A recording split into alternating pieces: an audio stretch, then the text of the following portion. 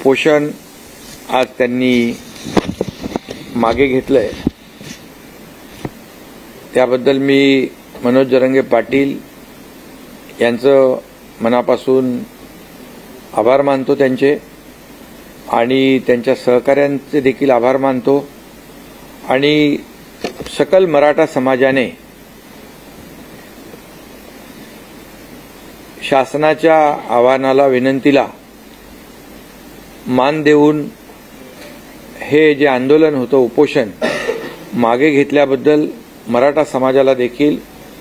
मनापासून मी धन्यवाद देतो। यामध्ये जे मुद्दे मनोज जरांगे पाटील यांनी आमच्या शासनाच्या शिष्टमंडळासमोर मांडले, खरं म्हणजे मी शिष्टमंडळातले माजी न्यायमूर्ती मारुतराव गायकवाड साहेब आणि न्यायमूर्ती सुनील सुकरे साहेब यांचं देखील मनापासून अभिनंदन करतो। त्याचबरोबर त्यांच्याबरोबर ॲडव्होकेट हिमांशू सचदेव आणि इतर कायदे तज्ज्ञ या शिष्टमंडळात होते आणि त्याचबरोबर आमचे मंत्रिमंडळातील सहकारी संदीपान भुमरे, उदय सामंत, धनंजय मुंडे, अतुल सावे, बच्चू कडू, नारायण कुचे यांनी देखील मनोज जरांगे पाटील यांच्याशी चर्चा केली। आम्ही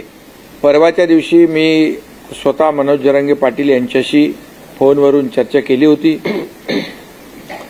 त्यांचे काही मुद्दे होते त्या बाबतीमध्ये मी देखील त्यांच्याशी बोललो आणि त्यांनी एवढंच सांगितलं की सरकार टिकणारं, कायद्याच्या चौकटीत बसणारं आरक्षण देण्यास कटिबद्ध आहे आणि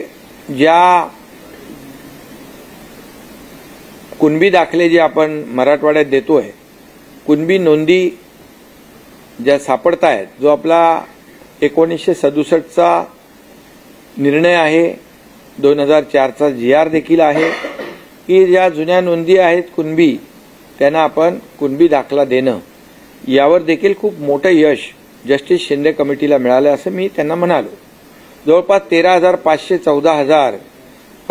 अशा प्रकारच्या नोंदी आणि दाखले ज्या नोंदी सापडल्यात ती एक मोठी अचीवमेंट आहे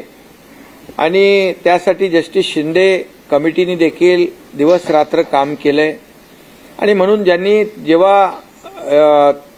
त्यांना आणखी यामध्ये कुणबी नोंदी सापडणार आहेत असं जे काही खात्री पटल्यानंतर त्यांनी मुदत मागितली। हेही मी मनोज जरांगे पाटील यांच्याशी बोललो आणि मी त्यांना हेही सांगितलं की उद्या आपण जे काही निर्णय घेणार आहोत तो टिकणारा पाहिजे, तो कुठे चॅलेंज होऊ नये। यामध्ये शेवटी तुमची देखील जी काही लीडरशिप आहे, तुमचं जे देखील एका आंदोलनाचा तुम्ही नेतृत्व केलेलं आहे ते देखील म्हणजे आणि सरकार म्हणून मुख्यमंत्री आणि माझे सर्व सहकारी यांच्याबद्दल देखील समाजामध्ये कुठलाही संभ्रम किंवा कुठलाही किंतु परंतु निर्माण होऊ नये अशा प्रकारचं काम आपण केलं पाहिजे। ही चर्चा झाल्यानंतर काल आमचे सहकारी बच्चू कडू त्या ठिकाणी गेले होते, ते माझ्या संपर्कात होते आणि मी आणि आपले उपमुख्यमंत्री देवेंद्रजी, दुसरे आपले उपमुख्यमंत्री अजितदादा, आम्ही सगळ्यांनी ठरवलं की सरकार शेवटी चर्चेतून आणि संवादातून हा प्रश्न, कुठलाही प्रश्न हा सुटू शकतो आणि चर्चा करण्याची जेव्हा दोन्ही बाजूची तयारी असते त्यावेळेस चर्चेतून मार्ग निघतो आणि म्हणून सरकारने देखील ठरवलं आणि त्याप्रमाणे कायदे तज्ज्ञ देखील गेले, आणि आमचे मंत्री देखील गेले। मला वाटतं ही इतिहासातली पहिली घटना असेल की कायदे तज्ज्ञ एका उपोषण स्थळी आंदोलकांशी बोलण्यासाठी जातात कारण गायकवाड साहेबांनी जे पहिलं आरक्षण त्यांच्याच अहवालावर आपण दिलं होतं, त्यामुळे गायकवाड साहेबांना पूर्ण याची खडानखडा माहिती होती आणि त्यामुळे मला वाटतं आज हे सर्व चर्चा झाल्यानंतर मनोज जरांगे पाटील यांना देखील जे जस्टिस शिंदे यांनी काम केलेलं, त्यांच्या कमिटीने काम केलेलं, याच्यावर विश्वास आणि त्यांनाही खात्री पटली की खऱ्या अर्थाने सरकार अतिशय गांभीर्याने प्रामाणिकपणे काम करते आहे आणि म्हणून त्यांनी जे काय मुद्दे उपस्थित केलेले आहेत त्यामध्ये मनुष्यबळ वाढवणं, ते जस्टिस शिंदे कमिटी अधिक सक्षम करणं, त्यांना प्रत्येक जिल्ह्यामध्ये मनुष्यबळ वाढवून देणं, कुठेही त्यांना जी काही यंत्रणा आहे ही सर्व यंत्रणा जी वाढवून देणं,